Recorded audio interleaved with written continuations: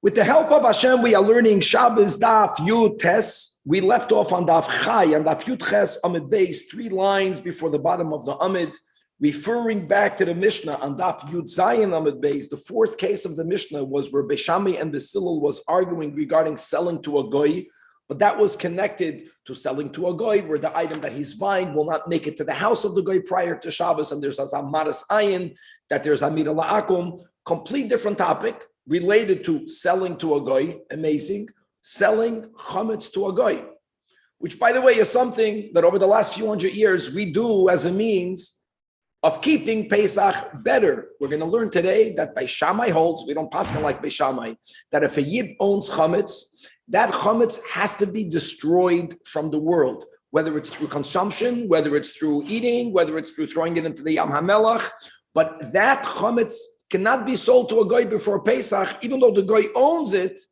but it was chametz that belonged to a yid that may not exist. Now, what does that mean? I can't sell a chametz to a goy Chanukah time. We're going to get more details in the Gemara, but we're going to have a machlokes b'Shamai and b'Silul regarding selling to a goy Pesach related. And on Daf Yotes, we're going to come back and we're going to Hilchas Shabbos, and we're going to touch upon the fantastic Hilchas Pesach Dinin. We're going to learn about Schar Shabbos. That means if someone is working, providing a service on Shabbos, and they're getting paid for that service, not for the job, they're getting paid hourly, like even a Baal Koida in a shul who's getting paid for the reading on Shabbos, like a person who's helping you clean your home. There is a problem with that for which we find Heterim. The problem is called Schar Shabbos. You're paying them to do work for you on Shabbos. Now, the heter that we use today is something called havla'ah. Havla'ah means that ideally, some people are not that careful. Ideally, you don't only pay them for their work on Shabbos.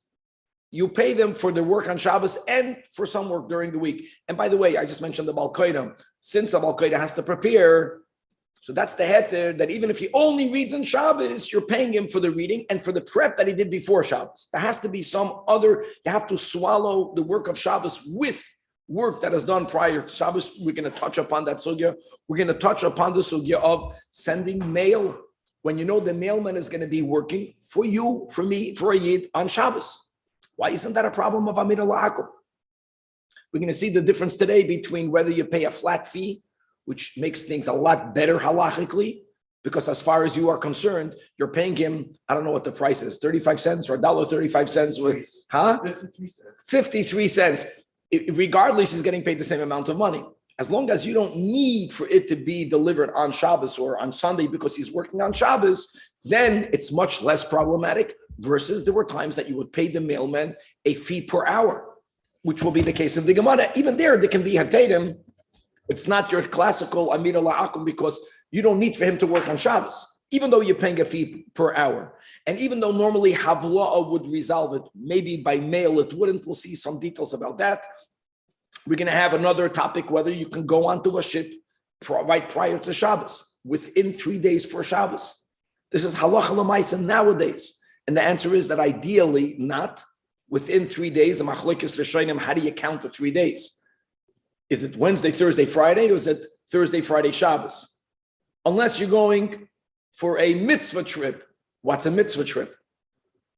We're going to quote a Rabbeinu Tam that says going for business is a mitzvah. It's a mitzvah to make parnas. It's a mitzvah to support your family. We'll see whether going to visit the Holy Land, if you don't live there, it's called a mitzvah. Magen Avraham brings 2 opinions. It's going to be interesting. We're going to touch upon many topics. We're going to come back to the Mishnah that shared with us the Shita of Beishamai, that Midah Eiraisa, my utensils have to rest on Shabbos. Shvisas Kalim is Midah Eiraisa. And we learned that's only if what my Kalim are doing is something that's deemed a biblical violation of Shabbos. If what my Kalim are doing is something that's only deemed a rabbinic violation of Shabbos. The example that we gave is if you have olives or grapes that were already crushed, even though some more juices are being extracted from them on Shabbos, if a person were to do it, he can't, but it's only midrabanan. So now if the Kalim are doing it by themselves, because that heavy beam is laying on the already crushed olives, and throughout hours and Shabbos, more juices are oozing out, even Beis Shammai is going to be moida that's going to be permitted. And finally, we're going to learn the big machlokes between Rabbi Yehuda and Rabbi Shimon regarding Muksa. So we're going to speak quickly about Mukhan Muksa, how Rabbi Yehuda islay Muksa, he has a much broader application of Muksa, how Rabbi Shimon lay Muksa, how this will be connected to the sugya that we're learning about today. We're going to have some stories where rabbinical students needed to give halachic rulings. Sometimes you have to give a halachic ruling. You're the most knowledgeable person. Now, obviously, if there is a certain minimum amount of knowledge, if a person doesn't have, they shouldn't paskin. But they paskin, sometimes they paskin correct, sometimes they paskin correct in the wrong location. It's ba'asrei the Rabbi Shimon, you have to paskin like Rabbi Shimon. Ba'asrei the Rabbi Yehuda, you have to paskin like Rabbi Yehuda. Ba'asrei the Rab, we'll see Rab and Shmuel, they took opposite sides like Rabbi Yehuda and Rabbi Shimon. And if we'll have time, we'll learn the Mishnah on Daf Yutes Amud Beis that speaks more about this Shema Yechata B'Gecholim, which means, as we learned yesterday, that even according to Beis Hillel, L'maskana, B'chlal, there's no problem with Shvisa Skelim, not even Midrabanan. Amed Dvarim Amurim, not food-related items, or let me word it better, when there is no fear that you will, when walking by the stovetop or the oven, might stoke the coals, whether it is by opening the oven door, whether it is just stirring the coals. If there is a fear that you're going to move around the coals to improve the cooking process, even Beis Hillel will hold that midrabanan, you may not have these things on fire, even though you put it on the fire prior to Shabbos. So we're going to learn other cases in the Mishnah where there is no chashash of Shema Yechata for various side reasons. But since there is no chashash, then you won't have this issue, not even on a rabbinic level, and much more. Chavra Daf Yud Ches Amid Beis, 3 lines before the bottom of the Amid, by the 2 dots, Tana Rabbanan, and referring back to the 4th case in the Mishnah, Beishamei Beis Hillel Ein Moichlim L'Nachri Marasayin Amira La'akum. Now we're going to move on to Pesach just for a moment. Baruch HaTorah Adonai Eloheinu Melech Haolam Shar Kol Yivador. Tana Rabbanan, we learned to the Brayso Beishamei Yoimrim Lo Yimkar Adam Chemtzoy L'Nachri, a Yid may not sell his or her chametz to a goy Ela Imkein Yodei, unless they know that what boy regarding the chametz sheyechala koydem haPesach, that it will be fully consumed before Pesach. Wow! Again, we don't paskin this way, which is why most people are not aware of this din. But can you imagine? Chametz must be destroyed / consumed before Pesach, even if it currently belongs to a goy. However, Beis Hillel loymenim, and we paskin like Beis Hillel. No, you, the Jew, may not own it. Bal yirah, bal yimatzeh, right? You have a mitzvah of tashbisu with all the different understandings of, is it an action-oriented mitzvah? Is it a result-oriented mitzvah? But the issue is owning it during the time that you can't eat it. And therefore, you can sell it up until the last moment to a guy. Now, Rabbi Yehuda, as the Rishonim will learn, is speaking out a halacha lefi shitas Beis Shammai. Rabbi Yehuda Oimer, Daf Yutes, Okev Anasir, the famous kutach. Kutach is a Babylonian dip that's made out of sour milk and rotten bread and salt. And the Yidden that lived in Ma'ariv and Eretz Yisrael, they found it disgusting, and they would make chayzik of those Babylonians that they eat kutach. But the Babylonians loved it as a dip. Now, it also had moldy bread. Point is, it's a dip that's mamish chametz that lasted for a long time. So Rabbi Yehuda says this according to Beis Shammai, oy bazoi kutach habavli. This Babylonian kutach, v'chol mine kutach, or any other type of kutach. Point is that it's a dip that lasts for a long time. Asur limkor lamed yoim koydem haPesach. You already may not sell it 30 days or closer to Pesach. Now Rabbi Yehuda is innovating a big chiddush here. Let's infer what is he saying in between the lines. Prior to 30 days before Pesach, even though kutach can last more than 30 days, even leBeis Shammai, you're not mechuyev to be worried that it's still going to be in the world. Why not? Because what's the magical 30 days before Pesach? So Rashi quotes the halacha, right? We learned this in the Psachim and in many other places, that from 30 days, in Machlokes at Tanoim, 30 days before the Regel, 2 weeks before the regel, they argue actually regarding Pesach. Many Rishonim say it's only regarding Pesach because there is the most halachas regarding Pesach. But Shoyalim v'dorshim hilchas ha-Pesach, right? Lamed yoim koidem. This is, by the way, this is a side of the other obligation that to learn the halachas of Pesach, of Yom Tov, on Yom Tov. Moshe Rabbeinu's takana. Aside of that, 30 days before we're Sha'alim V'Darshim, so you're living within the realm of Pesach. Prior to that, you don't have to be concerned about Pesach. Rabbi Yehuda is limiting the Shita of Beis Shammai, which is a big chiddush because normally, since we don't paskin like Beis Shammai, but as I weiter. How come Beis Hillel is much of the ochlo, and not the time that you have to burn it? Okay, so Shuki just wants to add a very important nuance, and this is something that we'll learn, God willing, soon in Psachim, and that is like this: that Midrabanan, they added an additional hour, where even though during that hour you can't eat it, you cannot eat it, but you can have hana'ah during that hour. During that hour, correct. So we stop eating it now in the 4th hour, but we are still allowed to burn it in the following hour. So mechira to a guy. So mechira to a guy has to happen only when we can eat it. That's exactly how we do it. Very good. Okay. Says the Gemara, Tana Rabbanan, 2 lines from the top of the Amid. Guys, we're touching on many topics today. If there is no Hitza'ah issue, we're speaking about a chatzir that has an eruv to the home. Can you feed an animal on Shabbos? The answer is, it depends. If you own the animal, then you are obligated to feed the animal. By the way, not only are you obligated to feed animals that you own, but really we are not allowed to have our own meal prior to feeding our animals. We're not speaking about your animal. We're speaking about stam animals.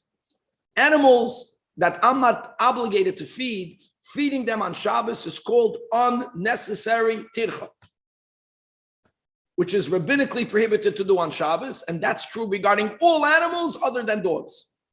Even if I don't own the dog, there is an obligation if you see a dog that's hungry to feed the dog, and you have a 2-way machloikes here in the Rishonim as to why. So one of them quotes, I'm going quickly ahead on Kuf Nun Hey Yamid Beis. We'll get there. So the Gemara writes, Amar Rav Papa, leis da anya mikalba, but leis da atir mechazera. There's no creature that's poorer than the dog. Now, whether we see that today in Los Angeles right prior to Mashiach, I don't know. But a dog is hungry. That's the expression, hungry like a dog. And therefore, since the dog is a hungry creature that doesn't have its food available the way other animals have it available, the way Hashem makes all the food available for all the other creatures. So therefore, there's an added obligation on human beings you see a dog to feed a dog. And then you have other Rishonim that go with the Ashita, that this is part of the reward, that when we left Mitzrayim, L'chol b'nei Yisrael, lo yechratz kelav l'shaynoi. Al derech, people have a minhag to feed food to the birds on Shabbos Shira, which by the way is a problem because you're not allowed to feed animals on Shabbos. So they put the food prior to Shabbos Shira. That's really the better way of doing it because they were chirping when we went through the Yam Suf. So the psayin of giving them a schar. So back over here, you are allowed to feed, and not like. Here's the next point. What happens if the dog takes the food outside into the Rishus Harabim? Now, guys, we're going to learn more details about a malacha called mechamer, which means Kela machloikes, shvisas kelim or not, but that the Shabbos has to go to my animals for sure. So me loading up an animal, for example, and having the animal do the act of hoitza'ah for me is prohibited. We're learning in our Mishnah this marasayin issue. Maybe the guy is going to carry, you're going to think is carrying for you. One might have thought that at least according to some Tanoim, there'll be a problem. There is no problem. Not leviyatza, if the animal, the dog, is taking my food from the chatzir and he's taking it out to the Rishus Harabim, I have no problem with that. There is no one holds that there's a problem. It's not, maybe someone is going to think that I'm being machamer. You understand that? We're not chayish for that. People understand. I fed the dog, and the dog on the dog's own went and took the food from here and put it over there. I can feed a non-Jew who's hungry. Now, here's that's the whole Nakuda. And Tosfos quotes over here, the top Tosfos, that we are obligated to feed Aniyei Nachrim together with the poor of Yisrael, Mishum Darkei Shalom. So it's also shayach to mizoy noisav alecha. In other words, the key will be that if there's something that I'm not obligated to do, anything that falls into the category of an unnecessary chore, that's something that is problematic on Shabbos. Imagine if a spouse would know about these dinim better. One spouse will tell the other, "I would love to help you, honey, but it's an unnecessary on Shabbos tournament." But you have to know. But this is called, it comes necessary because there is an obligation. Mishum darkei shalom. That's the chiddush here. And the same thing. And now if the goy is going to take your food outside and carry it, even lebei shamai, we're not chayish. No one is going to say, he's carrying your food for you. Amira la'ako marasayin. No chashash. Not leviyatza einis kakaloi. So the Gemara wants to understand, aren't these two cases similar? I mean, in other words, there is a mitzvah to feed, this creature. There's a mitzvah to feed a human being. And we're not afraid that if they end up doing an act of hoitzah, no one is going to link it to you. So hasul amali hainu hach answers the Gemara. No, the obligation of feeding a dog, you should know, is a real obligation. It's different. When you see an ani, there's like a mitzvah, like there's different levels of obligations. Of course, Chavre, if that person is going to die, you're obligated. We're speaking about he's not going to die. He's hungry. A human being can fend for himself a lot more than a creature.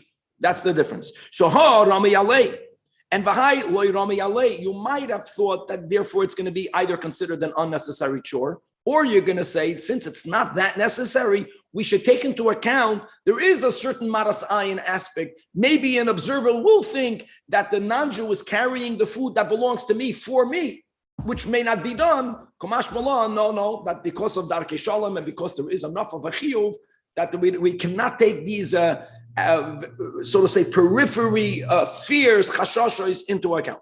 Lo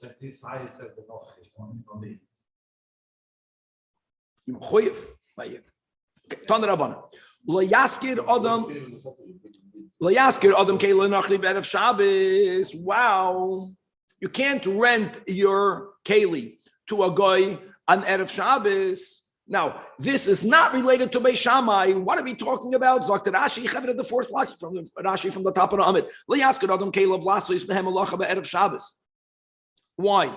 Because the nida shemaskira loy l'tzoyrech Shabbos. This, according to many Rishonim, is connected to Schar Shabbos. Many Rishonim have different approaches. We're going to follow one approach. In other words, paying someone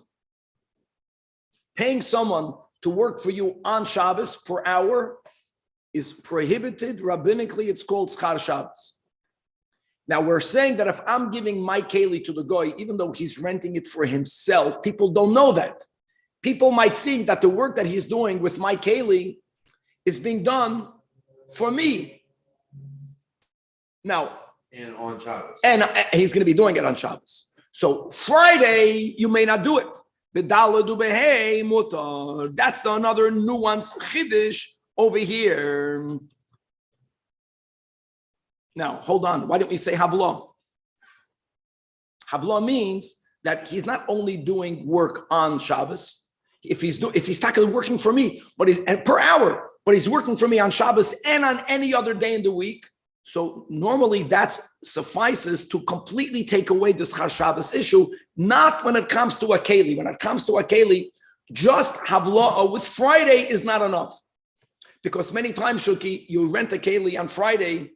People many times, when do you rent a car? Marshall, you rent a car today because you need it tomorrow.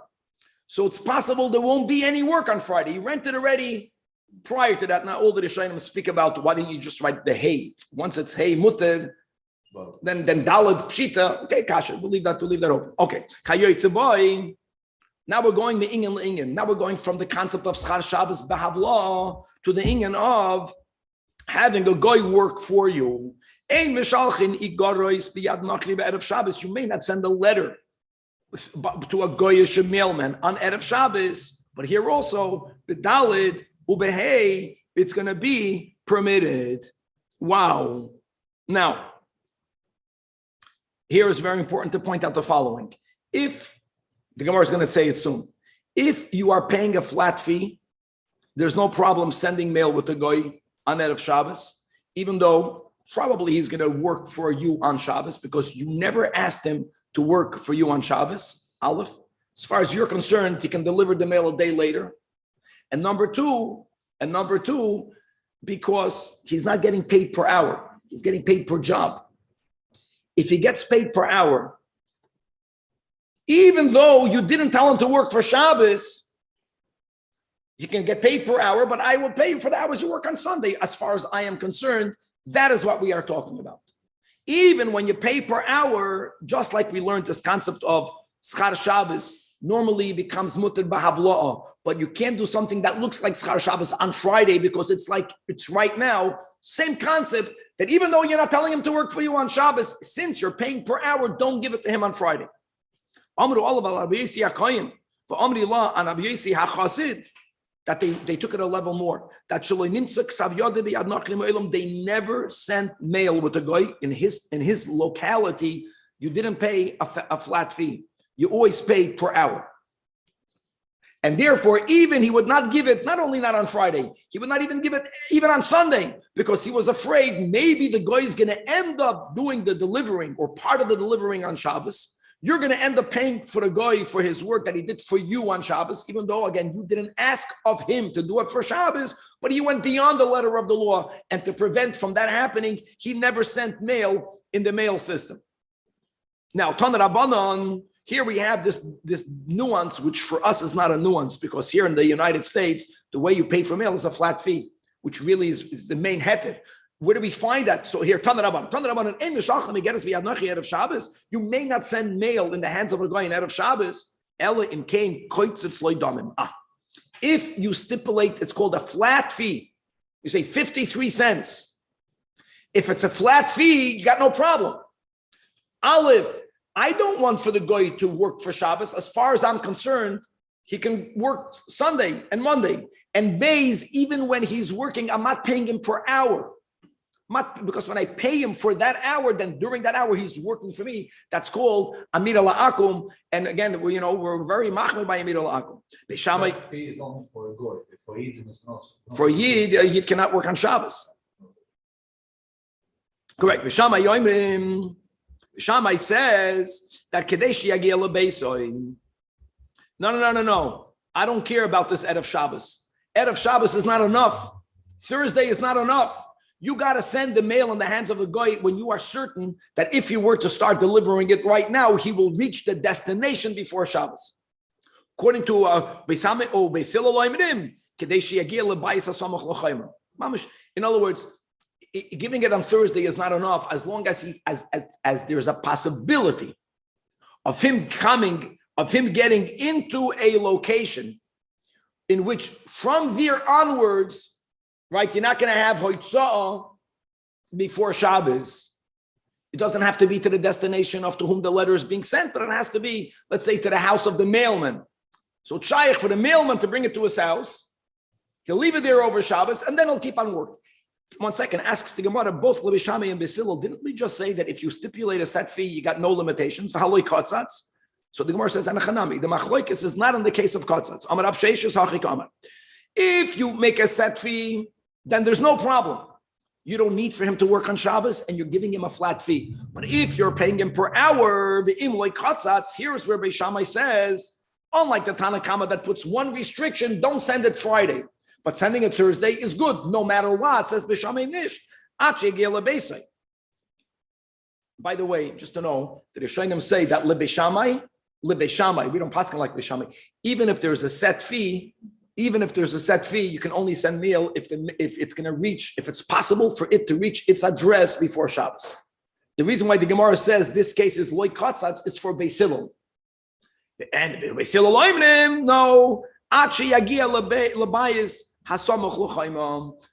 That if the mailman's house is within a space that from now until it coming to his house and he can stop there, then you're okay. Now, guys, all of this if you did not set a fee. If you set a fee, a flat fee, then what were the words in the Mishnah that we had on Daf Yud Zayin Amud Beis? Besilol Matirim im Hashemesh. That was his lashon. Then you can set it mamash ahead of Shabbos, right before sunset, right before Lichbench. Set fee. I ve'amarto reisha that ein mishalchen, it's mashma that without a set fee you can't send at all. So the Gemara adds another nuance. Like Hashem, if there is no set fee, when do we have this Beishamai and Beisilo? Okay, there's no set fee, but he can get somewhere. That's the Kevia Beidoyar Bemasa. Beidoyar today is we call the mail central. Distribution center. Just to know that Rashi says Doyar, just to know what it means here. And Rashi means the mayor, because the halach yelech of those times is that mail would go to the house of the governor. The governor's house or the mayor's house was the distribution center. So if it can reach the distribution center, right?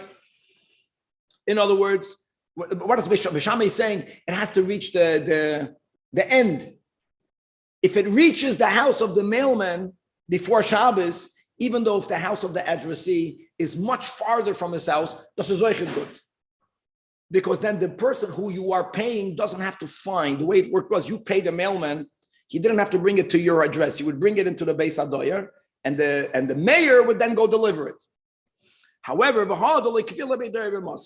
if there is no distribution center, if it is the way it is nowadays, that the person whom you're paying has to bring it to the final person, that is where we have more restrictions. And here again, the point is that you have to make sure, according to Beis Shammai, that it's going to reach the person's house before Shabbos.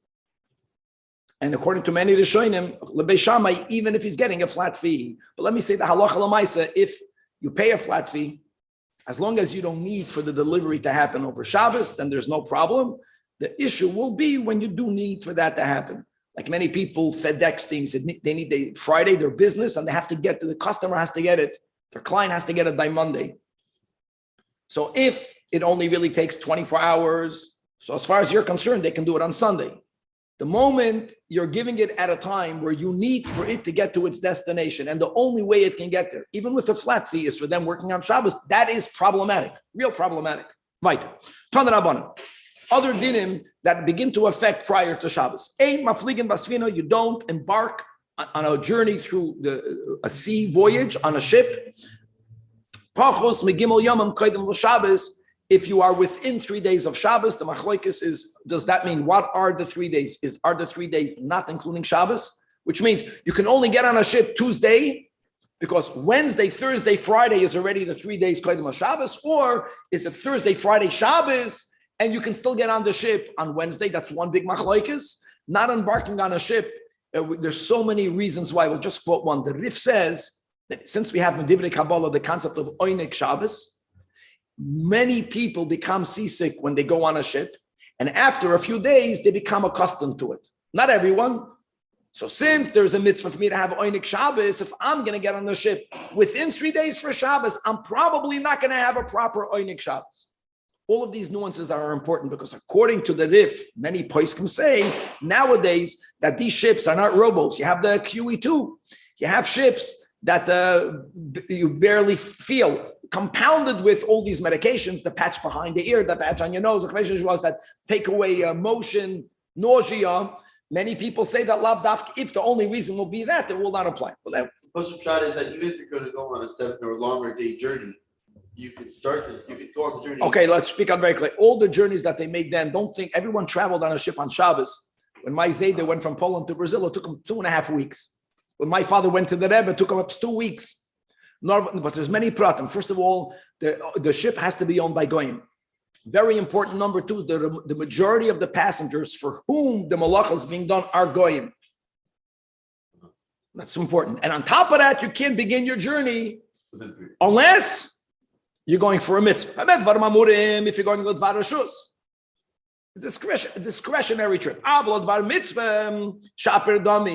So we mentioned in the intro says that Rabbeinu Tam, not here, that doing business is a mitzvah because you got to support your family.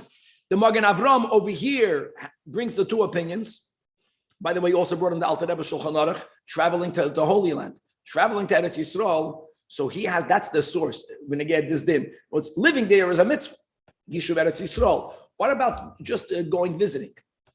Is visiting to Eretz, if it's a mitzvah, then it's included in the set. Then if a person, then there was no airplanes. If you want to just visit as a tourist, you can go Erev Shabbos, you can begin your voyage because you're going with bar mitzvah. Or, says the Magen Avraham, just to visit is not the mitzvah that justifies. He has brought those opinions in the Shulchan Aruch.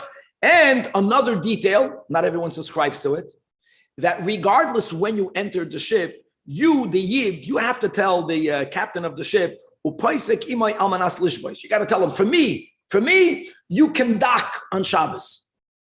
I don't need for you to go on Shabbos. For me, you can stop the ship in the middle of the ocean on Shabbos. Even though you know he's not going to do it. In other words, there is a Rebbe holds, you have to tell him, don't work for me on Shabbos. This concept of stopping the ship in the middle of the sea, which will not violate the Shabbos, was only in the rowboats that they called ships then. Just to know that the Rebbe wrote a letter when the state of Israel wanted to buy Zim. They used to own the airline, El Al, and they wanted to buy the shipping company. And they asked a question that came to Rav Moshe. They didn't want to do Chilul Shabbos on the state level. So the El Al planes officially never flew on Shabbos. I'm going back. Now Baruch Hashem, it belongs to a Fruma Yid, it also doesn't fly on Shabbos. But what about a shipping? So Rav Moshe says, as long as the ship stopped middle of the sea on Shabbos. And the Rebbe wrote a beautiful letter with the greatest cover to Rav Moshe, telling Rav Moshe that the Rebbe told him that the Metzias is wrong, that the types of ships that we use today, even if you stop the ship in the middle of the sea, the Rebbe went through all of the biblical violations that are happening. But again, if the owner is not a Yid, and the majority of the passengers of Goyim, then it's not a problem. Now, according to Rebbe, you have to tell them, don't go for me. But that's not shaykh today, because stopping is also Chilul Shabbos. Then they would put the anchor and they would stop. However, Rashbag Omer ain't a tzarech. You don't even have to tell him that. No, it's, as long as he's not traveling for you, you can go on the ship. And now, another detail from Tsoir to Tzidon, which is a trip from one port to the other, that if the winds are favorable, you can begin the journey on Friday and get to your destination before Shabbos. Even though there's a possibility, that if the winds are going against your direction, you'll enter the port only on Shabbos. And we're going to learn later in the Masechta this whole concept of Tchumen. Getting off the ship might be a violation of Tchum Shabbos. You have something similar today that because of the international date line, Bekitzer, there are certain trips that a Yid can go on an airplane today, and during the flight for a couple of hours, he'll be flying on Shabbos. He'll be getting on, not Shabbos, he'll be getting off, not on Shabbos, but he might be on the plane on Shabbos by the theoretical letter of the law. That should not be different than being on a ship. Now, the question, do you say that, let's go with the riff, that there's not Oinik Shabbos, I tell the pilot to stop for me. As far as I'm concerned, you can stop the plane in the middle of the air. People are noyig not to do it. This is very important for people that live on the other side of the world over there in Australia, or people when we lived in Hong Kong, because even if you got no problem with Chilul Shabbos, which probably you don't, but if it's Shabbos, so first of all, when you go to the bathroom, you can't shut the door. You can open up a light. If you want to eat it, you have to make Kiddush again. And all of these are fascinating questions. Okay, back over here. Says the Gemara, you can't lay siege against a non-Jewish city against whom you're waging a war. Right, within the same 3 days, let's go with the rif, because the soldiers, even the ones laying siege in the beginning of a war, are very anxious. They don't have oinik. Once you're in it for a couple of days, you got used to it. But once you already laid siege, you never open up the siege until you achieve your objectives. And war, the objective of war is to win the war. Sounds simple, but it's not so simple. And he needed to quote the pasuk and Parsha Shoftim, speaking about waging war, until it's conquered. If you're making a war, you got to win the war, and that means even on Shabbos. Okay, right. So regarding the last case in the Mishnah, that even though Beis Shammai held the same concept of if you're giving clothing to a launderer, that was just one of the cases. You're paying him for a flat fee. You got that? You don't need for him to work for you on Shabbos. Beis Hillel says you can give it to the goy im hashemesh. Nevertheless, we learned in the Mishnah that Rashbag, who's a physical descendant of Hillel, was machmer like Beishamai. He would not give it to the koives nachri unless he knew that the koives nachri is able to finish the job before Shabbos. And the Mishnah gave the example that when you give white clothing, you give it, again, more than 3 days away from Shabbos because it would take them 3 days to properly launder white clothing. Tanya says the Gemara, Amar Ab Tzadok, Kach hoyem enogah shel beis Rabbon Gamliel. For the goy to be able to finish the whole job before Shabbos, utzevuyim and colored garments were given even on Erev Shabbos, of course, not in the afternoon, but early in the morning. In other words, the time that it took them then to clean colored clothing was substantially less than white garments. Makes a lot of sense. They had no bleach.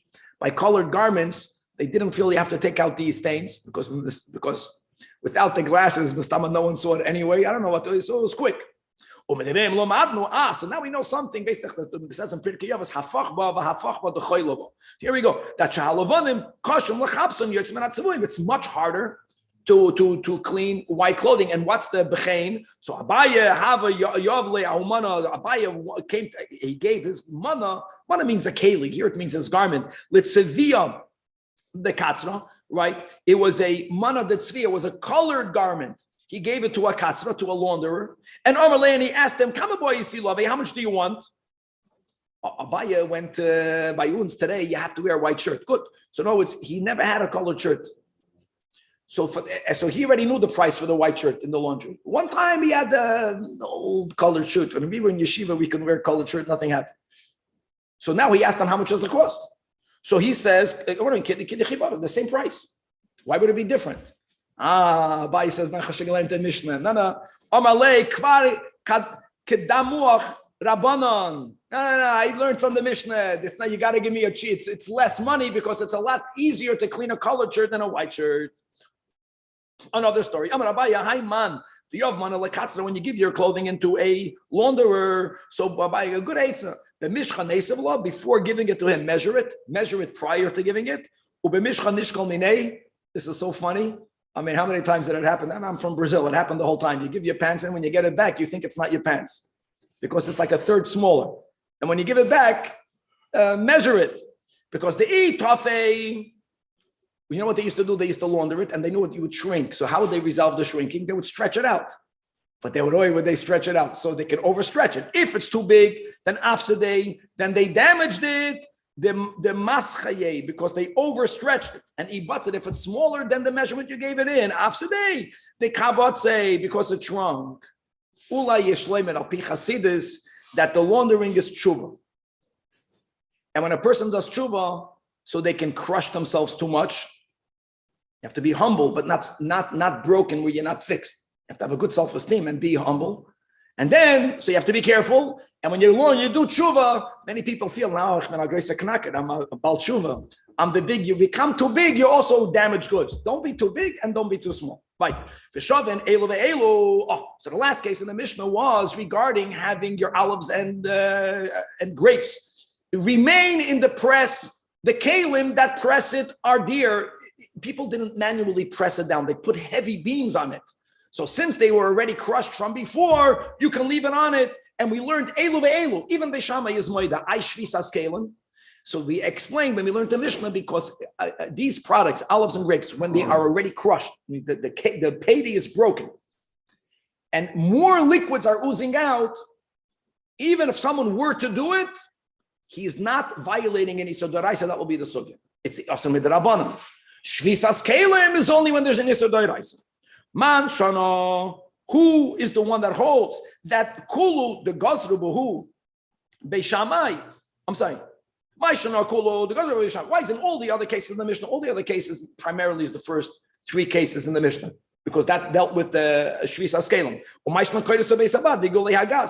Whether it's the beams of the olive, whether it is the circular planks that they used to put on top of the grapes, the loy gazru answers the Gemara. Hanach, the ones in the beginning of the Mishnah, the dyeing, the making ink, all those cases. Since the avodah Shabbos, if someone would have done it, be a dye on Shabbos, michayev chatos, of course, b'shoigig. He would be chayiv chatos. That is where gazru beishamai erev Shabbos simcha sheikha, because of shvisas kalim. By the way, shvisas kalim doiraisa. Interestingly, you have the words Gazru. Okay. Koiro is Beis Abad, the Koiro is Beis Abad, and the Gule Hagas, since that even if the E of the Shabbos, the Mechayv Chatos, like Gazru. Now, asks the Gemara 3 lines before the bottom. Man kana the Chalmida the Osim Amela Shaper Dami. Any liquid that if I extract it, I'm violating an Isur Doiraisa, even if it oozed out on its own, I may not consume. Gezeda, I might extract it. Any liquid that if I extracted myself, I'm only violating a Derabanan. If it oozes out on its own, even on a rabbinic level, you can have it. That's the line over here. But who is telling you that all of these juices that come out without squeezing is you are allowed to drink it because it's only a rabbinic problem? So we're going to have 2 approaches. We're not debating it. The question is, who is the source? Which Tana? So Omar Rab Asi, Omar Rab Yosi, Rabbi Chanina. It's Rabbi Shmuel. Where did Rabbi Shmuel opine? So not about olives, not about grapes, but look at this Mishnah, the Tanan, Hashum, garlic. The haboisid is unripe grapes. The hamalila is unripe grain. These are products that sometimes were squeezed for their juices. If they were already chopped up before Shabbos, that's key. They were already chopped up, as we'll get into more details later. Rabbi Shmuel says, Yigmar mishetechshach. Yigmar means not biyadayim. But if the juices continue to ooze out on their own, no problem. It can ooze out and you can consume it. Not considered noiled? Not considered noiled, samach. All of these things are good. I'll tell you right now. It's only because it was crushed prior. That's the key. If it was not crushed, we're going to see whether it's mefarek, whether it's all the noiled is only a rabbinic. It's asim doiraisa. Because you're taking out one item from a different type of item. Once it's crushed open, then it's already considered to say you didn't change the item. We're going to get words oisius in the Gemara soon. However, Rabbi Kiva so you can have it on Shabbos. Huh? So you're permitted to have it on Shabbos. Like this. If it oozed out on its own, you can have it on Shabbos. Yes. Yes. Like if you make a salad and it starts becoming liquidy, that's no problem, obviously. That's something else. Which salad becomes liquidy? Like a Israeli salad, the tomatoes start running juice. Yeah, if you let it. it's all cut. It's becoming liquid because the products were cut open before. That's the case. And by the way, we pass on like this. Rabbi Kiva Omer, you test them at base. Lo yigmoid. Lo yigmoid. Lo yigmoid means that don't even leave it in the press. Don't even leave it in the press because the juices that will ooze out is asan midraban. So clear. Now, did they speak about olives and grapes? No, but that's the Rabbi Shmuel. Comes along, the Amoyre Rabbi Elazar, guys, Rabbi Elazar, the Amoyre is Rapidos. The Tana Rabbi Elazar is Rabbi Elazar ben Shamua. So says the Amoyre Rabbi Elazar, no, our Mishnah is following the Tana Rabbi Elazar ben Shamua. Now, what the Gemara is going to ask, what was wrong with Rabbi Shmuel? We'll see why each one had a problem with the source of the other. Now, what's him? The Tanan. Here we're speaking about another product. Chalois devash. Chalois devash are honeycombs. Now, guys, it's also important that these honeycombs are already riskon. They are already broken open. They are already crushed. Like we learned in our Mishnah by the olives and the grapes, they were already pressed from prior. Be'erev Shabbos, and now v'yatzmu ma'atzmam. Now some more honey is oozing out on its own. So the Tanakama of this Mishnah says asur. Asur is midrabanan. Why? Because you might end up squeezing it. When did the Rabbanan make exeda? You don't make exeda ligzeda, because if you'll squeeze it, it's a problem. Midoiraisa. So midrabanan, don't even enjoy that which came out. However, Rabbi Elazar, this is the Tana, Rabbi Elazar ben Shemua's mater. Same concept, because squeezing it out, since it's already riskond prior to Shabbos, is only midrabanan. If it's only asur midrabanan, if you do it biyadayim, there's no gezeda. And likewise, there's no issue with Shvis HaSkelim. Now the Gemara wants to understand that Rabbi Yosi, Barab Chanina, why did he not quote this Rabbi Elazar ben Shamua with the honeycombs? Why did he have to go to Rabbi Shmuel? Nothing wrong with Rabbi Shmuel. Why didn't he quote this? Amalach, I'll tell you why. Hassan, honeycomb, and olives and grapes is too different. Over there, meaning in the case of the honeycomb, once they are already crushed, opened, even prior to the honey coming out, it's considered oichel. Guys, stop for a moment. Many of us just learned chagiga now.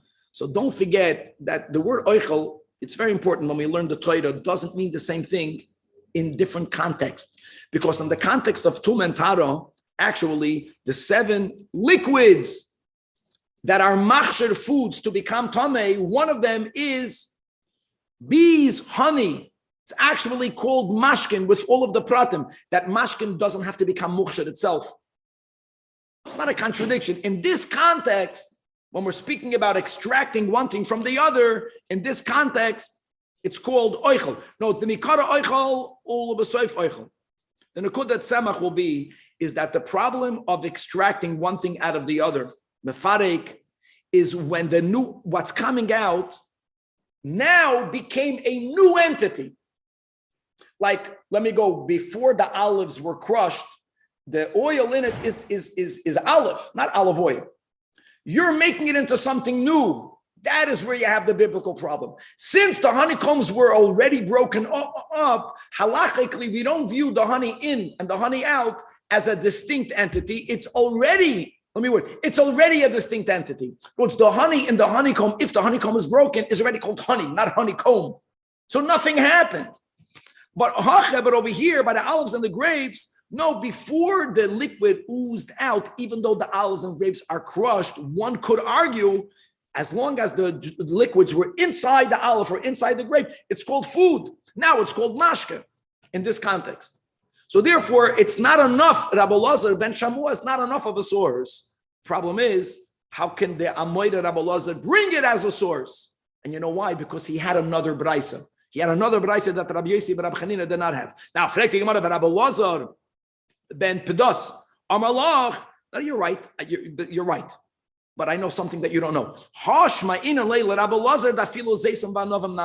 same heter that he gave in the Mishnah that we just quoted from Daf Kuf Mem Gimel regarding the honeycombs, in a braisa that always elaborates, there is also olives and grapes. The ki asa Rabbi Oishia from Narada. He didn't just come. He came with Torah. He came with a braisa on the Mishnah we quoted from the honeycombs from Kuf Mem Gimel. That Zeisim va'anovim shidis coming out of Shabbos. V'yatzmam me'atzmam. They're also machloikis. That the Tanach holds asurim and Rabbi Lazar and Rabbi Shimon are matirim. Now Rabbi Lazar, Rabbi Yossi, but Rabbi Chanina, right? The one who said Rabbi Shmuel, he didn't know the braisa. That's why he quoted Rabbi Shmuel. Now we can go to the flip side.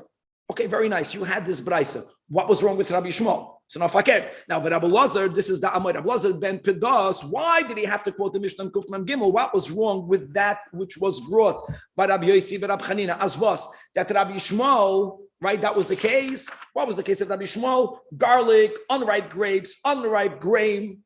Same concept. Answers the Gemara.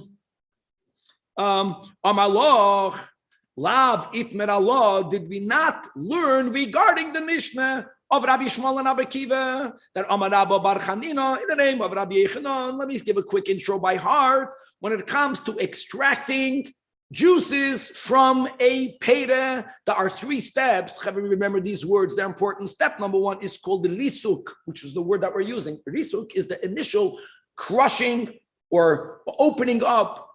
Not squeezing, you're chopping, you're breaking the peta by chopping, by crushing, by whatever. That's called risuk. Then there's something called dicha. Dicha means you pound it. And then pounding is not squeezing. Then there's called shchika samamanu, the mashing. So says the Gemara that in the name of Rabbi Yechanan, that the mechusarim dicha, if prior to Shabbos, only step number 1 happened. Don't forget the Mishnah that we quoted on Amar Aleph said risuk. I know every risuk there means dafka only risuk, only the chopping, the pounding didn't happen. The kula amalei pligi that what even Rabbi Shmuel is moida that it's asur midrabanan to consume the juice that comes out, because then doing it biyadayim will be an isur de oiraisa, even though risuk happened. They only argue when not only was there the risuk. That's the Mishnah of Rabbi Shmuel. There was also the dicha. All that's missing is only the shchika. Now, therefore, our Mishnah, let's go back to our Mishnah. What was the case of our Mishnah? Elu ve'elu moedim. Haninami, the olive, and the grapes that are in the press are the kemechusarim dicha damu. No, they're not considered to already have been pounded. Interestingly. Even though the press was on it before, because it's considered as if it wasn't even pounded yet. And therefore, even Rabbi Yishmael, there'll be a problem with Shvisas Kalim. That's why Memuzagin, who is it? It's only Rabbi Elazar ben Shamuel. Says the Gemara, Choyre Rabbi Yossi ben Rabbi Chanina, like Rabbi Yishmael. You have to appreciate the hemshech. Now that we established that even Rabbi Yishmael that has this leniency, only has the leniency if you both risuk it and dichad it before Shabbos, or our Mishnah is more lenient, he actually paskin like Rabbi Yishmael, not like Rabbi Akiva, but only like Rabbi Yishmael, meaning when can you consume the juices that ooze out by themselves automatically only if prior to Shabbos, not only was it crushed, it was also pounded. That's important. Not only was it chopped, it was also pounded. Okay, so now that we spoke about the psak of Rabbi Yossi, says the Gemara, shemen shel badodin, oil that's in the olive press. The minig was that, when you press olives, all of these kalim have little crevices and they have little cracks, and oil gets stuck in it. So the minig was that as a tip or part of the payment to the olive pressers was giving to them the oils that got stuck in the bud. That's important. You know why that's important? Because anything that's designated for payment for someone else, now we're touching on Muksa, might be called Muksa. Let's just speak quickly about Muksa. There's two sides to everything. Mukhan, which is good, Muksa, which is bad. Mukhan means set aside to be used on Shabbos. Muksa means it was not set aside to be used for Shabbos, or it was set aside not to be used for Shabbos, prepared for Shabbos, or now, how much do we need for something to be prepared for Shabbos? That's really the nakoda. Do you need for something to be set aside for Shabbos? If it wasn't actively set aside for Shabbos, then it's automatically muksa. Like a folding chair was set aside to be sat upon. You can sit on Shabbos. That's called set aside for Shabbos. What about certain items that were not set aside to be used for Shabbos, but they weren't explicitly, mentally set not to be used for Shabbos? In that area, we have a machlokes between Rabbi Yehuda and Rabbi Shimon. And the words are Rabbi Yehuda Islay Muksa. He has the broader application of Muksa. He's a lot more machmir. And Rabbi Shimon Bar Yochai, Rabbi Shimon Leislay Muksa. Everyone holds of Muksa, but he has a much narrower application of Muksa. This oil of Badodin, since it's basically going to be used to pay the olive presser, is considered or might be considered Muksa. Same thing is the Machzolois Shel Badodin. There were certain mats that they would use during the oil pressing process that would be put on top of the oil. Now, pressing oil is a malacha that can only be done during the week. Can't press it on Shabbos. So the kalim that are used for something that's asur, it's called the keli shemalachte leisur. We're going to learn a lot about muksa later. But here also, depending on how broad or how limited do you apply muksa, it might or might not be muksa. And as we will see throughout this Masechta, that Rav paskins like Rabbi Yehuda Islay Muksa, Shmuel paskins like Rabbi Shimon. Guys, the Simon, remember Shmuel and Rabbi Shimon. For me, it's very important. This Rav and Shmuel, Amoraim, the first era Amoraim give continuity. Machlokes Rabbi Yehuda and Rabbi Shimon. So therefore, Rav, who paskins like Rabbi Yehuda in both cases, considered the oil and the mats as Muksa, and therefore it's Muksa. You can't move it. Muksa means you can't move it. Shmuel, who paskins like Rab Shimon, in both of these cases, it's not completely, it's even though the oil normally is left to be paid for the oil olive presser, you dafka before Shabbos decide not to use it at all. You can take some of this and put something back, no problem. Shadi. Zok the Gemara, based on that, Hani Kerache Dezuze, mats that are used in the covering of ships, same concept, Shlema. In other words, these are mats that are designated for commercial purposes. We don't do commerce on Shabbos. It's very similar to the mats that were put on top of the olives. Memela, Rav, again, who paskins like Rabbi Yehuda Aser, will consider these mats Muksa, and Shmuel Shari. Amar Rav Nachman, let's go further. Let's move from Shabbos to Yom Tiv. Chevran Yom Tiv, we are allowed to shecht animals, as we'll learn in Masechtas Beitza. But what happens if you have an aiz, if you have a goat that was designated for its milk, or if you have a rachel, if you have a shepselem that's designated for its hair, okay, not to eat, or if you have a tarnagoyles that's not dafke separated for its eggs, or if you have a toira, if you have an ox, leridia, that's designated for plowing, not for consumption. Or you have tamre, just an example, dates that are designated the iska for commerce, not to eat. Or it's all of these cases. You are the balabas. You can't change your mind and say, I'm hungry now, I'm going to use this ace. You could. Is it muksa or not? This again is the machlokes between Rabbi Yehuda and Rabbi Shimon. And again, Rav, who paskins like Rabbi Yehuda, since this wasn't designated to be used for asur, Shmuel holds it wasn't explicitly designated not to be used. It wasn't set aside befedish. It was in the area of commerce products. But now, you're going to eat it. What about the ox? Mutter. Same thing. Ox. No, here you can do. Plowing is asur on Yom Tov. Plowing is asur on Yom Tov. Even though on Yom Tov, hutra, Melechas, Oichel Nefesh, we're going to learn in the beginning of Beit, quotes the Yerushalmi, that's only Melisha Ve'elach. So shouldn't Shmuel hold that if there's an ox that's set aside for plowing, that's mamish set aside, that's muksa? No. It's not enough set aside. Because tu bist the balabas, it's your animal. It's not impossible. It's not something unheard of. Tu bist, that you decide on Yom Tov. Guys, it's the most common thing. Whoever owns liquor stores in Crown Heights, over Simchas Torah, I don't care what they decided before Yom Tov. During Yom Tov, they open up their shops and forget about business. It's not true. When it's even psoichrim, you're still the balabas. Like prior to, I'm not gonna use that on Yom Tov. That's how you feel Friday when you're in the store and you see the dollars from the customers. On Yom Tov, you're in the shul, you change your mind. You can change your mind. Okay. Oh, and all of the above,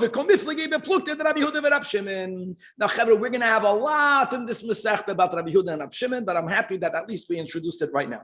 Now, again, the Hemshech now will be just like we learned about Rabbi Yossi, but Rabbi Chanina, that Paskin like Rabbi Yishmael. Listen to these stories. Number one, Hahu Talmida, there was a Talmud that normally wouldn't have Paskin, but he needed to Paskin in this case. The Oirei is from Hoira. He gave up psak din in the place, in the neighborhood called Charto da Arges. He paskined like Rab Shimon. In one of the above cases, there was an item that, is it muksa or not? Ooh, that depends on Rabbi Yehuda and Rab Shimon. He paskined leniently. And you know what the irony was? Rav Hamnuna was so upset at this Talmud, he put him into a chedim. You know what the problem is? Rav Hamnuna himself paskins like Rab Shimon. Rab Shimon, all of these machlokes, and we'll explain it later, has to do with the fact that Rab Shimon is connected to Pnimiyas HaTorah, and the deeper you go, actually, the more your kavanah is important, and the more your kavanah is important, unless you were mamish matzia it not to be used, it's not considered muksa. Rav Hamnuna, just to know, Hamnuna is Nuna Yama. Rav Hamnuna is also a name that should be given to someone that's connected to the Pnimiyas of everything. There's a story that the Alter Rebbe wanted to name the Middle Rebbe Hamnuna, because his neshama came from Alma Diskasya, like the neshama of Rav Hamnuna. They're very much connected. Now, Rav Hamnuna paskins like Rab Shimon. They're both connected to the hidden world, to the inner world. So how can he put him into chedim? Rab Shimon sviralei. So the Gemara says, yeah, Rav Hamnuna paskin like Rab Shimon, but you have to know where the psak din was given. This happened in the city called Charto da Arges. See, that's the key. Charto da Arges was in the region where Rav was the Rav, Va'asri the Rav Haben, and therefore, guys, we all know about not paskining, moed halacha b'fnei rabbi. We also know, even today with the ganze technology, that on Shabbos, when we don't use technology, we are shemrei Shabbos. Sometimes you have to paskin. During the week, it's easy. You have a doubt. So, he didn't do anything wrong by paskining, and he knew the halacha. His mistake was locality. That in this location, you can't paskin like Rab Shimon, because this belonged to the area where Rav was considered. That's very important. Where are you? So, can you use the Eruv in that neighborhood? Sometimes you got to ask the Rabbanim of that neighborhood. It's important to do that. Now, another story. Hana Trei Talmidim. There are two Talmidim. And again, look what Bekitzer. We're going to have all the sugya later. Rashi quotes from the Kuf. Where is it going to be? It's going to be in Kuf Chaf. It's really going to be in Kuf Yud Zayin, Kuf Yud Ches. Guys, Bekitzer. If a fire is burning on Shabbos, if there's a pikuach nefesh aspect, you have to put the fire out. Nowadays that we live in urban cities, there's a lot more pikuach nefesh. In those days, they lived out on the open fields. If someone's house burnt down, in many cases, it would not spread to the neighbor. There was no neighbors. There was no trees right around it. If you knew that no life is at risk, you cannot put the fire out on Shabbos. Aleph, base. Theoretically, you can save everything from your house if you're not doing hoitzah. So if you have a chutzner that has an eruv with the house, we'll learn about a lot about this in Shabbos. So then an eruvin, then theoretically you should not have a problem. Came along Chazal, we'll learn this later in the Masech, and they said that if a person would be allowed to save all of their items indiscriminately, they're going to get someone to the mode of saving that they might end up putting out the fire. So interestingly, they understood the way we think. They limited how much we can save. So even while we're saving, we're very Shabbos conscious. That Shabbos consciousness will prevent us from putting out the fire. How much food can be saved? So there was a steed and two Mishnahs. And one Mishnah says food for 3 meals. That's the Nakud. Another Mishnah says up until 4 or 5 boxes of food. So which one is which? So there are 2 Amoraim, each one gave another approach. I just want to read it inside. So this again happened on Shabbos. They were paskening because a fire was burning. The people wanted to save food. How much food can they save? So one of these 2 Talmidim allowed for food to be saved in 1 utensil. The other one allowed for you to take 4 or 5 utensils out to save it. The Gemara later is going to ask again 4 and 5. Say 4, say 5. If you can do 5, you can do 4. Okay. Oh, and why did they come to different Piskei Dinim? Because they learned the sugya properly on Daf Kuf Yud Zayin, Kuf Yud Ches, Kuf Chav, and one of them understood Paskin like Rabba Bar Safta, and the other one Paskin like Rav Huna. Just Rav Huna says like this: that if you have separate containers, then you can only save one container. One container, and if this one container has food for 1,000 meals, I don't care. If you have different containers, then the max is for 3 meals. The max is for 3. According to that shita, he allowed to save with 1 month. The other Amoida, Rabba Bar Zavda held that even if you have separate containers, it depends where you're taking it into. If you're taking it to the immediate chatzir, you can save 4 or 5. If you're going to take it to the adjoining chatzir, even though you made an 8 of chatzeres, that is where you can only take out 1. But in the immediate chatzir, you can take it 4 or 5 containers. So the one who paskin like Rabba Bar Zavda allowed to take out 4 or 5 containers. The one that paskin like Rav Huna, and again, this is just Talmidim. They are not the authorities. They needed to give up Psak-Din. They learned the sugya. Here, we're not criticizing them, but each one learned the sugya differently. So they came in the same. Imagine you're living in the same compound.